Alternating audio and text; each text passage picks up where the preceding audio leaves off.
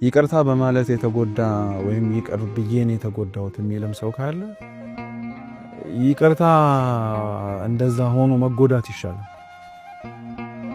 ቢያንስ ልባችን የደማው በደል ይዘን አይደለም፣ ኃጢአት ይዘን አይደለም፣ ክፋት ይዘን አይደለም፣ ቂም በቀል የሆነ ክፋት ነገር አስበን አይደለም።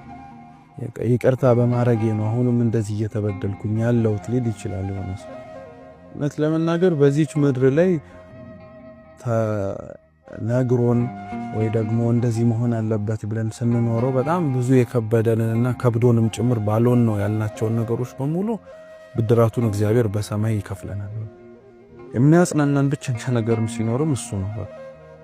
ይቅርታ በጣም በይቅርታ ልቡ የደማ ሰውን ይቅርታ እየጠየቀ የሚኖር ይቅርታውን ጭምር ቅድም እንዳልሻቸው በጣም ውስጡን ጎድቶት እንደዚህ አይነት ደረጃ ላይ የደረሰ ሰው ከነፍስ አባቱ ጋር ከሌላውም ሰውም ጋር አብሮ መቀላቀልን ወይንም ደግሞ ተመልሶ በሰላምና በፍቅር አይምሮም ጤናውም ታውቆበት ደግሞ በኋላ ላይ ሌላ ችግር ውስጥ እንዳይገባ ክፋትም እንዳያደርግ ዝነኛ የሆኑት በዓለም ላይ ያሉ ሲሪያል ኪለሮች ነው የሚባሉት ወይንም ደግሞ ነፍሰ ገዳዮች በጣም ብዙ የሚገሉ ሰዎች አንዳንዱ ከእንደዚህ አይነት ነገር ውስጥ ይወጣሉ። ያ አይነት